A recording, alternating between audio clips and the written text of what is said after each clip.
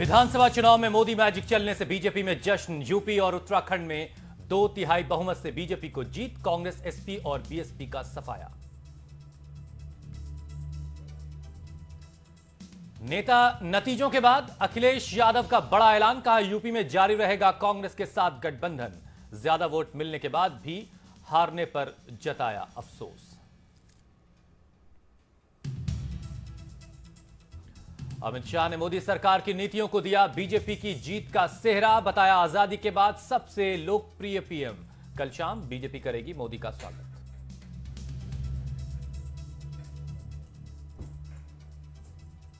पंजाब में कैप्टन अमरिंदर सिंह की अगुवाई में कांग्रेस की जबरदस्त वापसी। अकाली दल और बीजेपी की करारी हार। मणिपुर और गोवा में भी कांग्रेस आगे। उत्तर प्रदेश में मायावती ने हार के लिए ईवीएम मशीन पर फोड़ा ठीकरा। चुनाव आयोग से की दोबारा चुनाव कराने की मांग। अखिलेश ने भी कहा, जांच होनी चाहिए। और छत्तीसगढ़ के सुकमा में एक बड़ा नक्सली हमला। 11 सीआरपीएफ के जवान शहीद। हथियार और रेडियो सेट लूट ले गए नक्सली।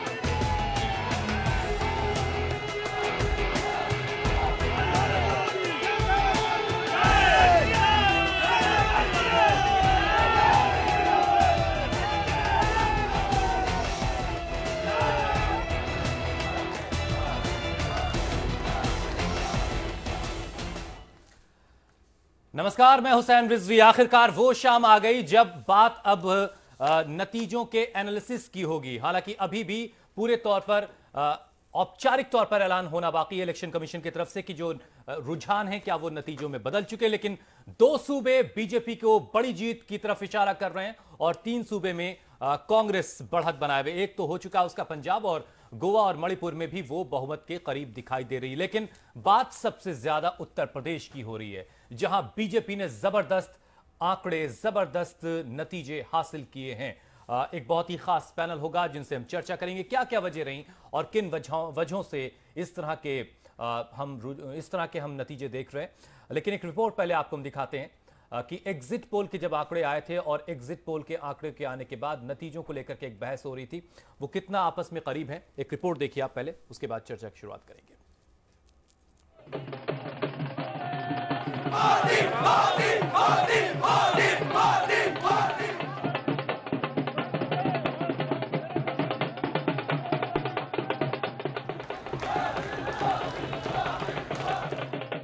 नतीजे आ गए, जश्न भी मन गया। यूपी में होली का रंग भगवा हो गया। लेकिन अब मंथन इस बात पर है कि 5 राज्यों के नतीजों से निकला क्या। सबसे आगे मोदी। बगैर किसी सवाल के इतना तय हो गया कि आज भी मोदी सबसे लोकप्रिय नेता हैं। गति दे सकता है, शहद दे रहे हैं भाइयों। एक तरफ मोदी अकेले हैं तो दूसरी तरफ तमाम विपक्षी दल। मोदी चुनाव प्रचार को अपनी पिच पर लेकर आए और सामने वाले को अपने तरीके से मात दी। केंद्र के काम पर मुहर। जनता इन तस्वीरों की चमक से कभी केंद्र की सत्ता में बीजेपी को 3.25 साल हो गए। जनता तो दूध का दूध और पानी का पानी करना भली भांति जानती। और सामने चुनाव था उस यूपी में जिसने 2014 में बीजेपी को 73 सीटें दी थीं। जो 2/3 बहुमत की बातें करते थे, पार्टी सिर्फ बहुमत के लिए नहीं उतरी, पूरे भरोसे के साथ नारा दिया, अब की बार 300 पार। हाथ जोड़ करके कहने लगे कि एक बार फिर से हमें अवसर दीजिए, हम हमारी गलतियां ठीक कर देंगे। आखिरी फेज के प्रचार के आखिरी 3 दिनों में जिस तरह से मोदी ने रोड शो की हैट्रिक लगाई, उसने साफ कर दिया कि ये हार या जीत मोदी की ही होगी। जाहिर है, जब बीजेपी जीती है तो ये सिर्फ उनके करिश्मे की नहीं बल्कि काम की भी जीत है। नोटबंदी का असर नहीं। बड़ी बड़ी बातें हुई कि नोटबंदी से जनता परेशान है। मायावती ने तो नोटबंदी पर ही चुनाव लड़ लेने की चुनौती तक दे दी, लेकिन नतीजों ने साफ कर दिया कि बीजेपी के दावे के हिसाब से बहन जी पर नोटबंदी का असर जरूर हुआ। यूपी में तो बीजेपी को नोटबंदी का फायदा ही मिला। टूटे केजरीवाल के ख्वाब, बड़ी उम्मीदों के साथ दिल्ली से बाहर निकले थे और सारी शिक्षा फ्री होगी सबके लिए। पंजाब और गोवा फतह का इरादा था। गोवा में कहीं नजर नहीं आए। पंजाब में कांग्रेस को टक्कर देना तो दूर, कांग्रेस के मुकाबले 1/3 के आसपास ही अटक गए। बाहर तो कुछ नहीं मिला। जनाब की दिल्ली में भी दिक्कतें बढ़नी तय मानी जा रही हैं। मायावती के भविष्य पर सवाल। जनसभाओं के दौरान पूरे आत्मविश्वास में दिखने वाली मायावती इस चुनाव की सबसे बड़ी लूजर रहीं। लेकिन नतीजों के बाद पहली बार मीडिया के सामने आई मायावती ने फिर वही आत्मविश्वास दिखाया। पूरे आत्मविश्वास के साथ कहा कि ईवीएम में गड़बड़ी हुई है, चुनाव रद्द करो। लेकिन अब ऐसी बातों का शायद कोई ज्यादा मतलब नहीं। मायावती के भविष्य पर सवाल काफी बड़ा है। एसपी कांग्रेस गठबंधन फेल। अपने अपने पुराने वोट बैंक को जोड़ा और तय कर लिया कि इन्हें मिलाकर जीत का फॉर्मूला तैयार हो जाएगा, लेकिन ऐसा हुआ नहीं। प्रचार के दौरान अखिलेश और राहुल ने बार बार कहा कि ये साथ बस इस चुनाव के लिए नहीं है, लेकिन नतीजों के बाद ये साथ कितना लंबा चलेगा ये कहना मुश्किल है। कांग्रेस को जीवन दान। पंजाब और गोवा में कांग्रेस को जीत की उम्मीद तो थी, लेकिन आपके हाथों खेल बिगड़ने का भी खतरा था। लेकिन नतीजों ने साफ कर दिया कि कांग्रेस में वापसी का दम बाकी है। Team news world India. चलिए, इससे पहले कि अपने मेहमानों से आपकी मुलाकात करवाएं, आपको लिए चलते हैं सीधे रणदीप सुरजेवाला कुछ कहना जरा उनको सुन लेते हैं। और प्रांतीय नेतृत्व तथा सभी कार्यकर्ताओं का भी धन्यवाद देते हैं कि जिस पुरजोर तरीके से उन्होंने कांग्रेस के नेतृत्व, नीति और रास्ते में अपना विश्वास जताया है। देश के 3 कोनों यानी उत्तर पूर्व, उत्तर और दक्षिण,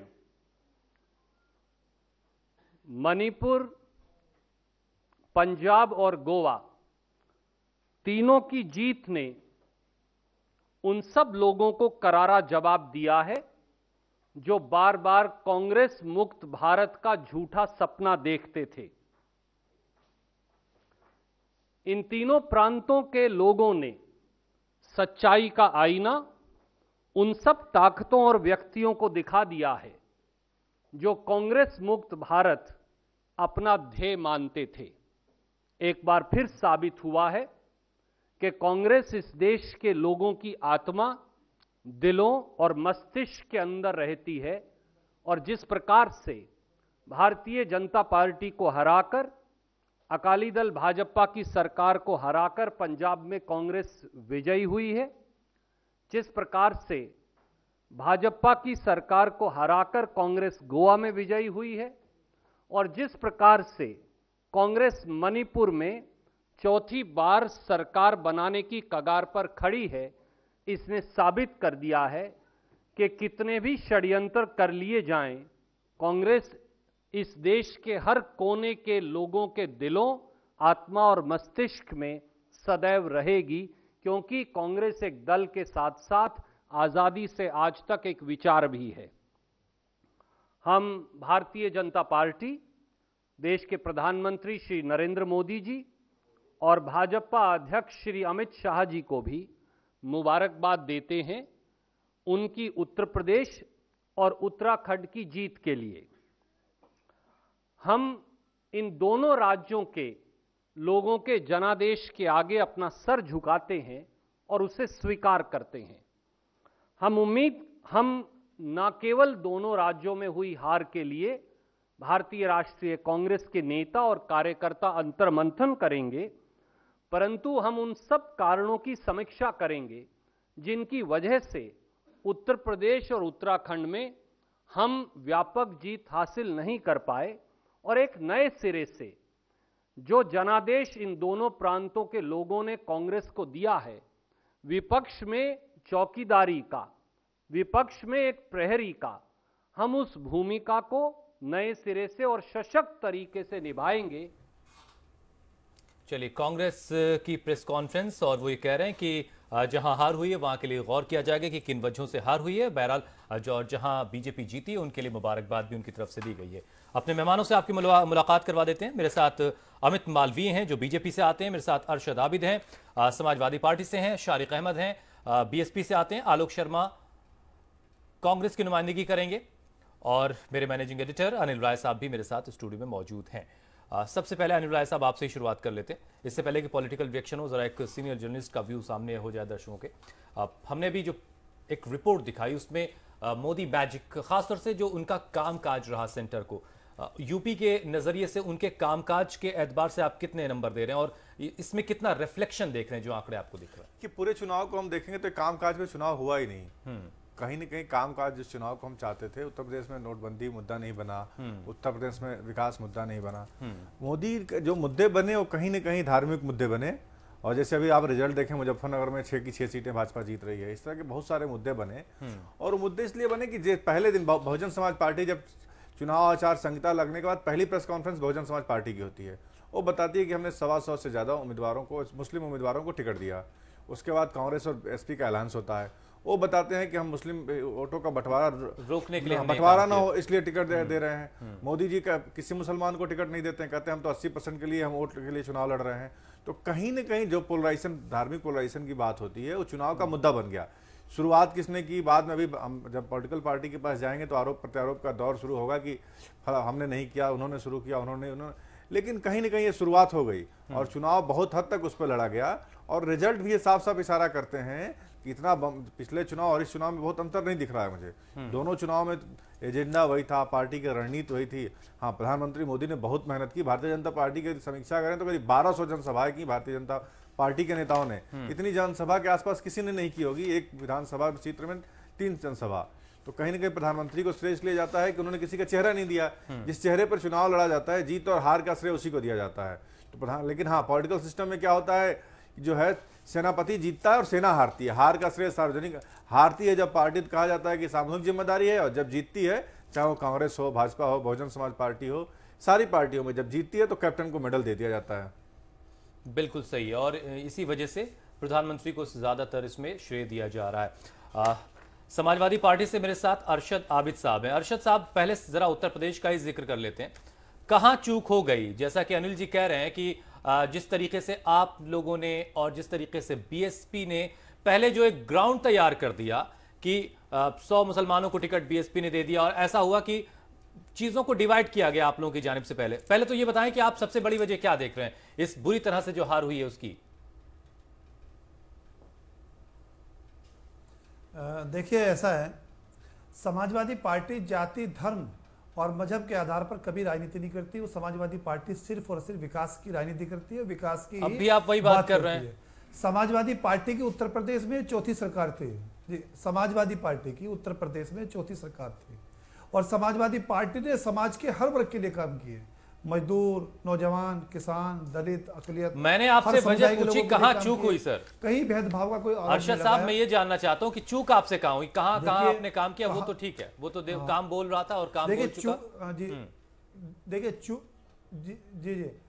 देखिए चूक कहां पर हुई है, कहां नहीं हुई है, ये अब जांच का विषय है। समाजवादी पार्टी की राष्ट्रीय कार्यकारिणी की मीटिंग होगी, प्रदेश कार्यकारिणी की मीटिंग होगी, पूरी समीक्षा होगी और समाजवादी पार्टी के राष्ट्रीय अध्यक्ष अखिलेश यादव जी, शिवपाल यादव जी और समाजवादी पार्टी के संरक्षक मुलायम सिंह यादव जी सब बैठेंगे। अखिलेश जी ने 3 महीने के लिए समाजवादी पार्टी मांगी थी, अब तो 3 महीने के पहले लौटाना पड़ जाएगा। कमी रह गई होगी, उसके बाद जो है कार्रवाई की जाएगी, उसके बाद उसको दुरुस्त किया जाएगा, संगठन को दुरुस्त किया जाएगा। अगर संगठन के लेवल पर कहीं 5 साल के लिए तो आप बाहर हो गए ना जनाब। अगर किसी और लेवल पर चूक हुई है तो उसको दुरुस्त किया जाएगा। चलिए ठीक है। शारिक साहब बोलिए। ठीक है अरशद साहब। शारिक साहब, जो एक चीज अनिल जी कह रहे थे कि जैसे ही इलेक्शन डेट अनाउंस हुई आप लोगों की तरफ से सबसे पहला एक हुआ कि इतने सारे मुसलमानों को हम टिकट दे रहे हैं भाई। बीएसपी समाजवादी पार्टी ने कांग्रेस से ऐलान किया और ये ऐलान हुआ कि भाई मुसलमानों के जो वोटों को डिवाइड होने से बचाने के लिए ये अलायंस कर रहे हैं। आपको नहीं लगता कि और बीजेपी ने जब टिकट बांटे तो सीधे उन्होंने कहा कि वो जो 80% लोग हैं वो उन पर कॉन्सेंट्रेट कर रहे हैं, तो आप लोगों को नहीं लगता कि एक ग्राउंड आप लोगों ने तैयार करके दिया था जिस पर बीजेपी खेली और बेहतरीन ढंग से खेली और उसने बेहतरीन परफॉर्मेंस दी है? देखिए, पहली बात मैं ये बताऊं कि जब हमारी पार्टी ने अपने सारे कैंडिडेट्स की लिस्ट डिक्लेयर की थी तो उसमें सिर्फ यही नहीं बताया था कि उन्होंने 100 मुसलमानों को टिकट दिया है, उसमें उन्होंने ये भी बताया था कि उसमें उन्होंने 66 ब्राह्मण्स को भी टिकट दिया है, 85 जो रिजर्व सीट है वहां पे शेड्यूल कास्ट को दिया है, 2 एक्स्ट्रा दी है, 87 और सीटों पे भी दिया था जो कि जनरल थी। नहीं, मैं आपको ये बता रहा हूं कि आपने हाईलाइट, जो मीडिया ने जो हाईलाइट किया वो तो यही हाईलाइट किया कि 100 मुसलमानों को टिकट दिया। आप वही चाह रहे थे सर हाईलाइट हो ना, तो हमने हाईलाइट किया की थी जो हमने कि आप मुसलमानों के हितैषी को बताना चाह रहे थे। नहीं, ऐसा कुछ भी नहीं है। ये तो कॉर्पोरेटाइजेशन ऑफ डेमोक्रेसी, जो कॉर्पोरेटाइजेशन ऑफ डेमोक्रेसी मीडिया ने कर रखा है, ये उसका दुष्परिणाम आने बहुत जल्दी आप लोगों को दिखेगा और ये शुरू होना दिख रहा है, हम सबको ये दिख भी रहा है। आपने जानबूझ करके ऐसे मुद्दों को उठाया है जिनका कोई रेलेवेंस नहीं था। हमने तो अब जो आबादी है, जिसकी जो संख्या, उसके हिसाब से टिकट का डिस्ट्रीब्यूशन किया था। हमने बैकवर्ड क्लासेस को भी 106 सीटें दी थी, हमने ब्राह्मण समाज को भी 66 सीटें दी थी, शेड्यूल कास्ट को भी अगर 87 सीटें दी थी, 85 रिजर्व होने के बावजूद हमने सबका रिप्रेजेंटेशन दिया था। और जहां तक दूसरी बात आपने अलायंस की बात की, ये उनसे आप जवाब लें, वो बेहतर बता सकते हैं। बट यहां पर मैं यही बताना चाहूंगा कि इसमें कोई इसमें इशू जो था ये मुसलमानों एक सामूहिक जिम्मेदारी आप दोनों की यूं बनती है कि आप लोग कहते हैं कि सांप्रदायिक शक्तियों को आप सब मिलकर के रोकेंगे। नहीं, हाँ बिल्कुल, जिन लोगों का विश्वास बाबा साहब डॉक्टर भीमराव अंबेडकर के संविधान में नहीं है, हम उनको बिल्कुल रोकेंगे और हम रोक रहे हैं, हम उनसे लड़ाई लड़ रहे हैं। जिनका विश्वास बंच ऑफ थॉट्स। अच्छा, एक छोटा सा जवाब और दे दीजिए, जिसमें फिर आप इस बड़ी हार की वजह क्या भारत के मान रहे हैं? नागरिकों के लिए कोई जगह नहीं है डॉक्टर बाबा साहब के। ठीक है, इस बड़ी वजह की हार क्या देख रहे हैं? हम इस बड़ी हार पे, जैसा कि हमारी पार्टी सुप्रीमो ने कहा, हम इस हार का, जैसा कि अभी हमारी पार्टी सुप्रीमो ने कहा कि इसमें ईवीएम का कुछ ना कुछ रोल रहा है। ये अनइमेजिनेबल है कि बहुजन समाज पार्टी को 20 सीटें उत्तर प्रदेश जैसे स्टेट में मिलेंगी। हमारा अपना असेसमेंट था कि हम कम से कम पहले फेज में 45 से 47 सीटें जीत रहे थे, तो वो पार्टी कैसे 20 सीटें जीत सकती हैं। ये जो बहुत इंपॉर्टेंट पॉइंट रेस किया है हमारी पार्टी सुप्रीमो ने कि जो मुस्लिम बहुल एरिया हैं उसमें कैसे, उन बूथों पे कैसे भारतीय जनता पार्टी लीड कर रही है। उसका मैं आपको एक बात बताऊं कि 3-4 महीने पहले से जब मेरी भारतीय जनता पार्टी के मित्रों से बात हो रही थी तो वो एक झूठी बातें फैला रहे थे कि मुस्लिम महिलाओं से हमें बड़ा तगड़ा रिस्पांस मिल रहा है ट्रिपल डाइवोर्स पे। मैं इस बात को मानने को तैयार ही नहीं हूं कि मुस्लिम महिलाओं से इनको कोई रिस्पांस मिल सकता है। ये झूठी बातें हैं। ये इसका जस्टिफिकेशन देना पड़ेगा भारतीय जनता पार्टी को और बाकी लोगों को कि कैसे मुस्लिम बहुल एरिया से उनको वोट मिल रहा है। चलिए, आपने जांच की मांग की है, कहीं ना कोई खामी रही है। इंतजार करते हैं ये बात जी, हमने जांच की मांग की है। इंतजार करते हैं कि इलेक्शन कमीशन कैसे इस पर रिएक्ट करता है। मुख्यमंत्री श्री अखिलेश यादव जी ने भी इसकी मांग किया। और मैं ये बात बता दूं कि भाजपा के ही राज्यसभा सांसद डॉक्टर सुब्रमण्यम स्वामी ये मुद्दा कई बार उठा चुके हैं। महाराष्ट्र के नगर निगम चुनाव में भी ये मुद्दा उठा है और इसमें हाईकोर्ट की तरफ से नोटिस भी जा चुका है। अब ये देखने वाली बात है कि इसमें कितनी सत्यता है, मगर इसमें हमें पूरा विश्वास है 100%, मतलब इसमें कोई शुभा नहीं है कि ईवीएम मशीन में कहीं ना कहीं कुछ तो गड़बड़ी हुई है जिसकी वजह से ये 20 सीट हमें दिखाई जा रही है। भारतीय जनता पार्टी, जिसने सोचा भी नहीं था कि हम 320 सीटें पाएंगे, वो 300 से ऊपर का आंकड़ा पार कर रही है। जिसको खुद पता था कि जिसने रोहित वेमुला दिया, जिसने ऊना दिया, जिसने अरहर की दाल 200 के पार कर दी, जिसने दादरी दिया, चलिए आज तो कम से कम बीजेपी को शुभकामनाएं देने का वक्त है। लेकर के डिमोनेटाइजेशन को लेकर के कैसे इतना ऊपर गए। ठीक है अनिल जी, नहीं, हमने शुभकामनाएं दी हैं। चुनाव बीत गया है, अभी सब मुद्दे उठाने का वक्त बीत गया है कि जो भी विकास का मुद्दा नहीं, आप तो एक तरफ कह रहे हैं उठाने का तो वक्त कभी नहीं बीतेगा। लोकतंत्र है, हम लोकतंत्र में प्रहरी का काम करते हैं। हमारा जो बहस है, हमारे साथी ने जो कहा कि हमें कह रहे हैं कि आप लोगों ने पिच तैयार की, आप फिर वही बात कर रहे हैं कि मुस्लिम इलाके में भाजपा को वोट कैसे मिल गया। आप दूसरे पिच पे क्यों नहीं राजनीति को ले जाना चाहते हैं कि हमने बहुत काम किया था, भाजपा को वोट नहीं देना चाहिए। जैसे ही आप ये बात करेंगे आपको पता है कि वैसे ही जो अगला बहुत मजबूत हो जाएगा। चलिए खैर, मालवी साहब भी मेरे साथ हैं, अमित मालवी साहब। अमित साहब, पहले तो बहुत सारी शुभकामनाएं आपके लिए। होली का मजा आप लोगों के लिए दोगुना हो गया उत्तर प्रदेश के एतबार से कम से कम। सबसे बड़ी वजह क्या लग रही है आपको सर कि आप 325 जैसा बड़ा आंकड़ा आप छू पा रहे हैं?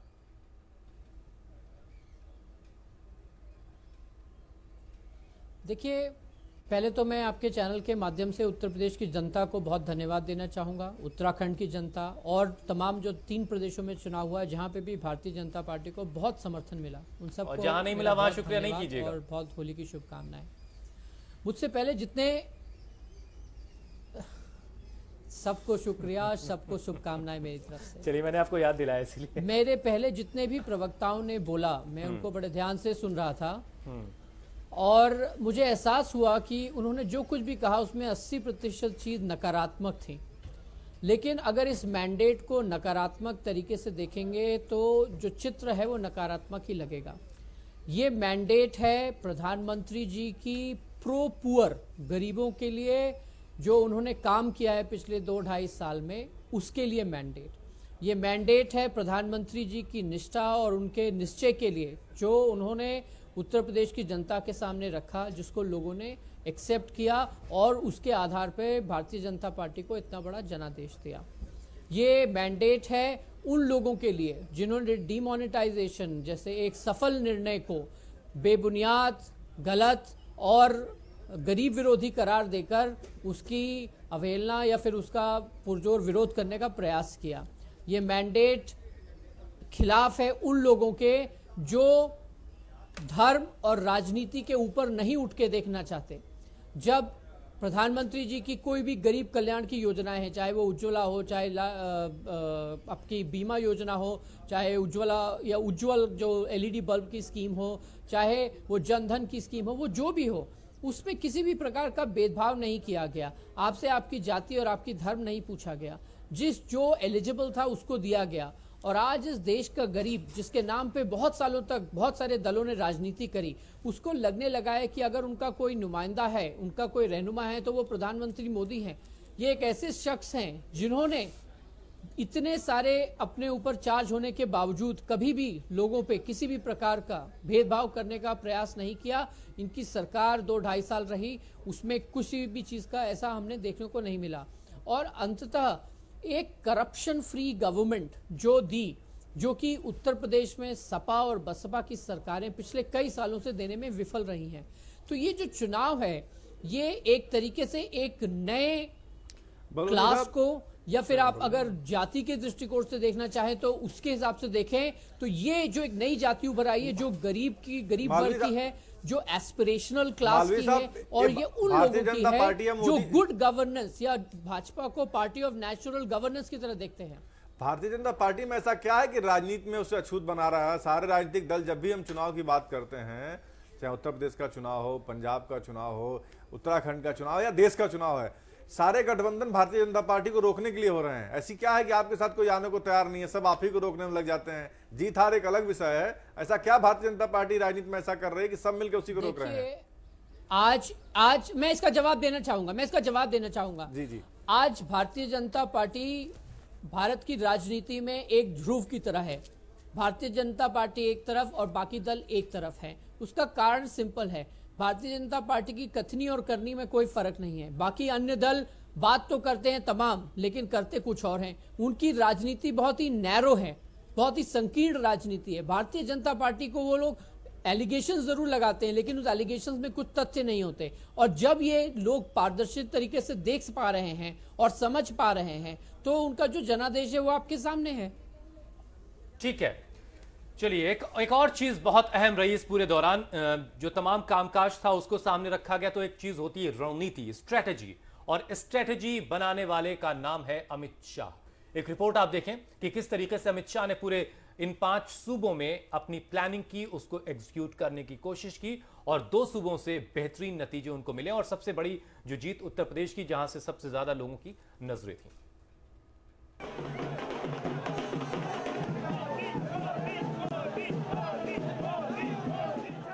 2014 में निकले बीजेपी के विजय रथ की रफ्तार और तेज हो गई है। जिस यूपी में 1991 के बाद से विजय पताका लहराने का बीजेपी ख्वाब देख रही थी, उस सपने को पीएम मोदी और अमित शाह की जोड़ी ने पूरा कर दिखाया।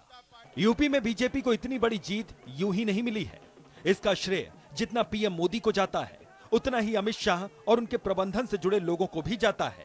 यूपी में चुनाव प्रबंधन की जिम्मेदारी बेशक अमित शाह के हाथों में थी, लेकिन मैनेजमेंट का काम उनके कई करीबी मिलकर देख रहे थे। इसमें सबसे पहला नाम है सुनील बंसल का। यह ऐसा नाम है जिसने पर्दे के पीछे यूपी में बीजेपी के लिए सत्ता की राह को आसान किया। बताया जाता है कि सुनील बंसल ने सबसे पहले बीजेपी की कमजोरियों पर काम करना शुरू किया था। पहली चुनौती गरीब ग्रामीणों तक पार्टी की पहुंच को कायम करने की थी, जिसके लिए सुनील बंसल ने उज्ज्वला योजना लाने की न सिर्फ सलाह दी, बल्कि उसे गांव के गरीबों तक पहुंचाने का काम भी किया। दूसरी कमजोरी, सभी 1,40,000 मतदान केंद्रों पर पार्टी की पहुंच नहीं थी, जिसे बंसल ने दिन रात एक कर बूथ मैनेजमेंट को दुरुस्त किया। उन्होंने हर बूथ पर 10 से 12 कार्यकर्ता तैनात किए। इसके साथ ही लखनऊ में कॉल सेंटर के जरिए पूरे सूबे की सियासत की मॉनिटरिंग भी की। तीसरी बड़ी चुनौती भाजपा से अगड़ी जातियों की पार्टी होने के दाग को दूर करने की थी। सुनील बंसल ने इस छवि से निकलने के लिए संगठन से लेकर टिकट वितरण में पिछड़ी जाति के लोगों को तरजीह दी। यही नहीं, बताया जाता है कि दूसरी पार्टी से आए नेताओं को टिकट देना भी एक रणनीति का ही हिस्सा था, क्योंकि जिन 80 लोगों को पार्टी ने टिकट दिया, उनमें से 67 सीटें ऐसी थीं जहां पर बीजेपी को कभी जीत नहीं मिली थी। यही नहीं, पार्टी को एकजुट रखने की भी एक बड़ी चुनौती थी। बताया जाता है कि बड़े नेताओं के रिश्तेदारों को टिकट देकर इस कमी को भी दूर किया गया। सुनील बंसल संगठन सचिव बनने से पहले आरएसएस के पदाधिकारी थे और 2014 के चुनाव में यूपी में अमित शाह की टीम के अहम सदस्य थे। अमित शाह के नगीनों में दूसरा नाम है ओम माथुर का। ओम माथुर को सोशल इंजीनियरिंग का माहिर खिलाड़ी माना जाता है और यूपी में संगठन को एक कर चुनाव लड़ने में इनकी भूमिका अहम रही। तीसरा नाम है भूपेंद्र यादव का। अमित शाह के चहेतों में से एक। बिहार झारखंड चुनाव में भी ये बड़ी भूमिका में थे और यूपी में यादव वोट बैंक में सेंध लगाने का जिम्मा इन्हीं के ऊपर था। इसमें ये कामयाब भी हुए। चौथा नाम है दिनेश शर्मा का, जो लखनऊ के मेयर हैं और अमित शाह के सबसे करीबियों में से एक हैं। उम्मीदवारों के 4-4 सर्वे करवाने की जिम्मेदारी इन्हीं के ऊपर थी। पांचवा नाम है पीयूष गोयल। मोदी और अमित शाह दोनों के करीबी। पूरे चुनाव के दौरान केंद्र और राज्य के तालमेल बैठाने की जिम्मेदारी इनके ऊपर थी। वाराणसी में पूरे 3 दिन तक पीएम मोदी के साथ ये भी डटे रहे। छठा नाम है केशव प्रसाद मौर्य का। अमित शाह ने प्रदेश अध्यक्ष की जिम्मेदारी इन्हें दी ताकि पिछड़े वोट बैंक में सेंधमारी हो सके। इसके लिए मौर्य ने यूपी में सबसे ज्यादा सभाएं की। योगी आदित्यनाथ, बीजेपी ये जानती थी कि एसपी और बीएसपी के वोट बैंक में सेंधमारी तभी हो सकती है जब ध्रुवीकरण का माहौल तैयार हो, और इसके लिए योगी आदित्यनाथ को आगे किया गया। पूर्वांचल में सबसे ज्यादा योगी आदित्यनाथ ने ही सभाएं की। बेशक चुनाव में वोट पीएम मोदी के नाम पर मिले हों, लेकिन यूपी में इस बड़ी जीत का श्रेय अमित शाह और उनके करीबियों को भी जाता है, जिन्होंने कल्पनाओं से परे करीब 2 दशक बाद यूपी में कमल को खिलाया है। Team news world India. चलिए, सिपह सालार के अंतर्गत कई सारे छोटे सालार आते हैं, लेकिन नाम तो सिर्फ सिपह सालार का ही आएगा और वो नाम है अमित शाह का। बहरहाल एक और बड़ी खबर इस वक्त की हम आपको देते हैं जो उत्तर प्रदेश से हमें मिल रही है। उत्तर प्रदेश के मुख्यमंत्री अखिलेश यादव ने अपना इस्तीफा दे दिया है। फिलहाल वो केयरटेकर के तौर पर काम करते रहेंगे। राज्यपाल को उन्होंने अपना इस्तीफा सौंप दिया है।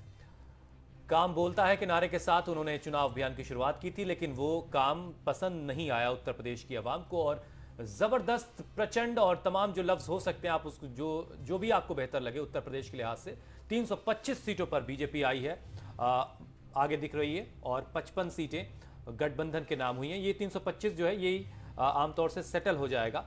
हालांकि अभी औपचारिक ऐलान इसका होना बाकी है, लेकिन इस बीच अखिलेश यादव ने अपना इस्तीफा दे दिया। लेकिन एक और बड़ी बात उनकी तरफ से कही गई कि कांग्रेस के साथ उनका गठबंधन जारी रहेगा। चलिए, ये बड़ी खबर। इससे अलावा हमने जो आपको रिपोर्ट दिखाई उस पर हम बात कर रहे हैं। अनिल जी, रणनीति कितनी कारगर होती है? जो काम है वो रणनीति के जरिए ही लोगों तक पहुंचाया जाता है या उसके बगैर भी कुछ चीजें मुमकिन होती हैं? ये चुनाव में बूथ मैनेजमेंट है, बड़ा ऐसा सब्जेक्ट है। स्टडी का जाता है काम के बाद पहुंचाना, जैसे काम को अब पहुंचा। भारतीय जनता पार्टी जब 2014 के चुनाव के वक्त की बात करें तो उसके पास कैडर नहीं था, उसके पास इतने लोग नहीं थे, क्योंकि लगातार सत्ता से पार्टी बाहर थी कि हर बूथ पे एजेंट बनाया जा सके। इसके लिए काम करने की जरूरत थी। लेकिन 2017 आते आते भारतीय जनता पार्टी की केंद्र में सरकार, और जिस पार्टी की सरकार हो जाती है उसके लिए लोग मिलना मुश्किल नहीं होते हैं। तो लेकिन उम्मीदवारों का चयन करना, स्वच्छ उम्मीदवार, साफ सुथरे उम्मीदवार हैं। लेकिन इस बार राजनीति में मैं एक चीज कहूंगा, किसी पार्टी ने, मैं सारे नेताओं के बयान सुने, जब हम बात करते थे कि दल बदल की, तो सारे नेता कहते थे हमको साफ सुथरा नहीं, हमको तो जीतने वाला उम्मीदवार चाहिए। हाँ, इस टीम को बधाई है, इस टीम को कि इस मानक पे कि जीतने वाला उम्मीदवार चाहिए, इस टीम ने सिलेक्शन किया। क्योंकि टीम जो चुनाव में उम्मीदवारों के सिलेक्शन का रोल था वो अमित शाह की टीम में खासतौर सुनील बंसल और ओम माथुर का था।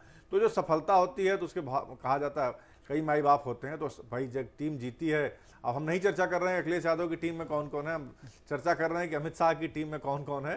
तो बाकी सबसे जिम्मेदारी भरा काम था और इस टीम सिलेक्टिव रही। लेकिन हाँ, इसमें सबसे ज्यादा श्रेय अभी भी मैं जो है प्रधानमंत्री नरेंद्र मोदी को दूंगा, क्योंकि जिस जज्बे से और जिस ताकत के साथ उन्होंने काम किया, 18 घंटे उन्होंने, उसी दिन में देखा वो उत्तर प्रदेश में सभा कर रहे थे, साउथ में किसी मंदिर का शिलान्यास कर रहे थे, दिल्ली में बैठकें कर रहे थे। तो इस उम्र में प्रधानमंत्री की कुर्सी पर रहते हुए जितना काम उन्होंने किया, उसकी आलोचना भी हुई कि 3 दिन क्यों है बनारस में, लेकिन जितनी सभाएं की शायद कोई प्रधानमंत्री भारत के इतिहास में आज तक नहीं किया होगा उत्तर प्रदेश के चुनाव में।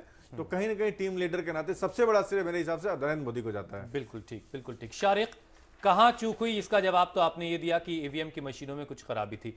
स्ट्रेटेजी के मामले में, लोगों को टिकट देने के मामले में आपको लगता है कुछ बड़ी चूक हुई है? बिल्कुल कतई कोई चूक नहीं हुई है। इसमें हम लोग इस बात को हम स्वीकार ही नहीं कर सकते कि हमें टिकट डिस्ट्रीब्यूशन में कोई चूक हुई है। सबसे पहले मैं एक बात बता दूं कि चुनाव जीतने की जो पहली शर्त होती है कि वो अनडिवाइडेड हाउस होना चाहिए।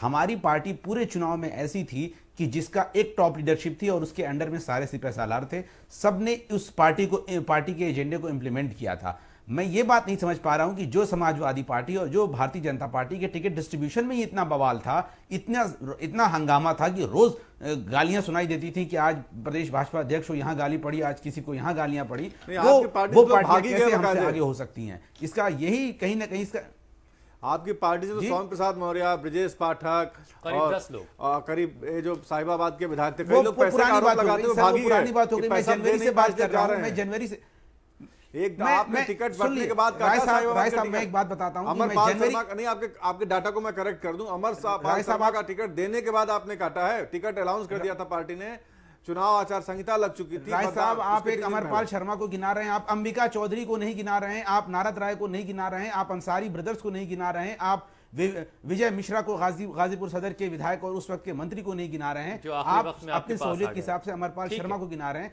वो तो बहुत से लोग ऐसे 2 दिन पहले किया, आप पर्चा दाखिला के 2 दिन पहले किया, जो अपनी पार्टी में बड़े चेहरे थे और वो छोड़ करके यहां पर आए थे। नहीं, ऐसी कोई बात नहीं है। आप उन पार्टियों का इतिहास देखिए कि जिनकी पार्टी जिन्होंने टर्न कोर्ट्स को टिकट दिए, जिनके टिकट में इतनी पंचायत थी कि रोज लड़ाई हो रही थी, वो और खास करके भारतीय जनता पार्टी में जिसमें कि 7-8 तो मुख्यमंत्री के चेहरे थे, इतने हर टिकट पे 5-5 उम्मीदवार थे, वो पार्टी अगर इस तरह का परफॉर्मेंस दे रही तो कहीं ना कहीं कुछ ना कुछ दाल में मुझे काला नजर आता है। अभी राय साहब आपने एक बात कही कि बूथ मैनेजमेंट की, आपने बात कही कि बूथ मैनेजमेंट बहुत अच्छा था भारतीय जनता पार्टी का, क्योंकि उसी से काम को आगे पहुंचाया जाता है। मैं आपसे ये पूछना चाहता हूं कि आपको क्या लगता है कि भारतीय जनता पार्टी ने 3 साल में कौन सा ऐसा काम कर दिया कि जो आम जनता के पास पहुंचा के लेके गई? क्या उसने ये बताया कि हमने अरहर की दाल को 200 के पार कर दिया? नहीं, मेरी आप बात क्या उसने ये बताया कि हमने सिलेंडर, मैंने कहा भारतीय जनता पार्टी केंद्र की सरकार में आ गई इसलिए बूथ मैनेजमेंट अच्छा हुआ। आप बात ठीक से समझ नहीं पाए। मैंने ये नहीं कहा कि भारतीय जनता पार्टी ने काम नहीं किया, मैंने कहा भारतीय जनता पार्टी सरकार में आ गई इसलिए उसका बूथ मैनेजमेंट अच्छा हुआ है। सरकार में आने के बाद लोग जुड़ जाते हैं पार्टी से, पावर में होने का बूथ मैनेजमेंट अच्छा। आपने कहा कि काम को पहुंचाने की आपने बात कही, तो मैं ये पूछना चाहता हूं आखिर कौन सा ऐसा काम कर दिया भारतीय जनता पार्टी ने सिवाय पोलराइजेशन करने के, सिवाय वैमनस्य फैलाने के, जिस काम सबसे पहले मैंने यही कहा था सर कि उस पोलराइजेशन की बुनियाद आप लोगों ने रखी थी। इसका जवाब भारतीय जनता पार्टी के प्रवक्ता देंगे कि कौन सा काम। नहीं, ऐसी कोई बात नहीं है। इस पोलराइजेशन की कोई हमने बुनियाद नहीं रखी थी। हम तो खुद गरीब मजलूमों की पार्टी हैं, हम कौन सी पोलराइजेशन की बुनियाद रखेंगे? ठीक है सर, बहुत बहुत शुक्रिया। मुझे बताया जा रहा है आपको कहीं जाना है। बहुत बहुत शुक्रिया शारिक साहब, आपने हमारे लिए वक्त निकाला। आलोक शर्मा साहब भी हमारे साथ जुड़ चुके हैं। आलोक साहब पहले तो मुबारकबाद, 3 सूबों में आप मजबूत हैं, तो 2 सूबे का गम आपने शायद ज्यादा बनाया। बहुत देर से आपको लगा कि आप 3 सूबों में जो है मजबूत होकर के आ गए हैं सामने, और आखिरकार सुरजेवाला साहब सामने आया, उन्होंने कहा कि हम शुक्रिया अदा करते हैं। मैं आपकी बात से सहमत हूं। अभी हम बात कर रहे थे स्ट्रेटेजी की, चलिए देर आए दुरुस्त आए, आपको लगा कि 3 सूबे की आवाम ने आपको पसंद किया है। हम स्ट्रेटेजी की बात कर रहे थे और खासतौर से उत्तर प्रदेश की।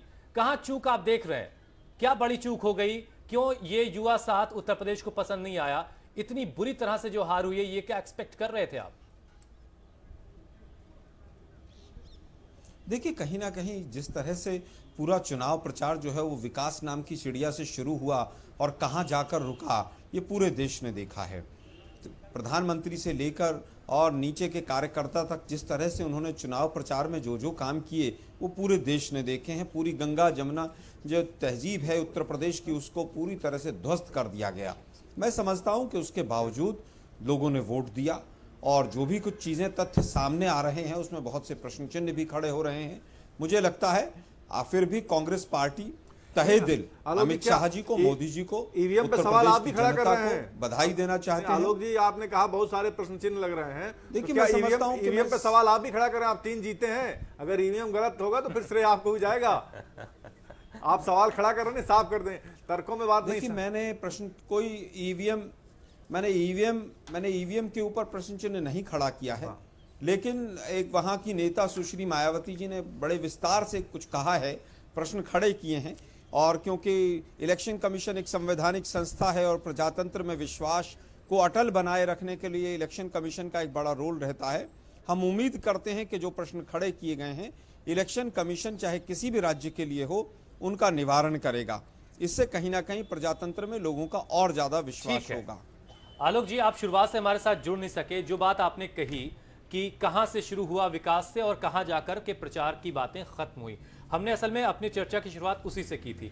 जब आपने गठबंधन किया तो आपने कहा कि आप मुसलमानों के वोट डिवाइड ना हो, इस बिना पर आपने गठबंधन किया है, वोटों का डिवीजन रोकने के लिए किया है। आपके एक और सहयोगी जिनसे आप सहयोग ले सकते थे, आपके राज बब्बर साहब की तरफ से कहा गया कि आपने तो केंद्र में बाकायदा सरकार चलाई, मायावती जी, उन्होंने बाकायदा प्रेस कॉन्फ्रेंस की कि उन्होंने बहुत सारे मुसलमानों को टिकट दे दिया। आपको लगता है कि आप लोगों ने एक ग्राउंड तैयार करके दिया जिस पर पीएम साहब और बीजेपी इन दोनों ने बेहतरीन प्रदर्शन किया? आपको लगता है कि प्रधानमंत्री जो चाहते रहे, जो बोलते रहे, आप लोगों ने उन चीजों को लपका और उन्हीं चीजों को फिर आगे की तरफ बढ़ाया? सिर्फ आप इल्जाम नहीं लगा सकते, आप सब उसी तरीके से खेल रहे थे। देखिए, बिल्कुल मैं आपकी बात से पूरी तरह से सहमत हूं कि जिस तरह से उत्तर प्रदेश में चुनाव प्रचार का एक एजेंडा तैयार किया गया, कहीं ना कहीं जो भी विपक्षी दल थे वो उस एजेंडे के तहत कहीं ना कहीं कदम बढ़ाते रहे और जो चीज़ हम सोच रहे थे उसके विपरीत वहां पर ग्राउंड पर होती चली गई। लेकिन जनादेश है, उसको हम शिरोधार्य करते हैं। कांग्रेस पार्टी एक विचारधारा है। जो लोग आज कहते थे कांग्रेस मुक्त भारत, हिंदुस्तान के 3 कोनों पर सरकार बनी है कांग्रेस की। आज एक तरफ मणिपुर, पंजाब और गोवा, तीनों बॉर्डरिंग स्टेट्स हैं। मैं समझता हूं कि जो लोग आज कांग्रेस मुक्त भारत की बात करते थे वो अपने अंदर झांक कर देखें कि आज बीजेपी और उनके सहयोगियों की 2 शासित राज्य हमने उनसे ले लिए हैं। तो आज कांग्रेस के लिए हर्ष की बात भी है और कांग्रेस के कार्यकर्ताओं को मैं एक संदेश देना चाहूंगा कि अब जीत की शुरुआत हो गई है। अब आप देखिए, दिल्ली के एमसीडी चुनाव भी जीतेंगे, हिमाचल प्रदेश भी जीतेंगे और गुजरात भी जीतेंगे। ठीक है, बहुत देर लगी ये समझ में आने में आप लोगों को कि 3 सूबे आपको मिले भी हैं। एक छोटे से ब्रेक के लिए मुझे कहा जा रहा है, ब्रेक के बाद लौटेंगे। एक और खास मेहमान मेरे साथ जुड़ चुके हैं, आम आदमी पार्टी से आते हैं। ब्रेक के बाद हम बात पंजाब की करेंगे खासतौर से।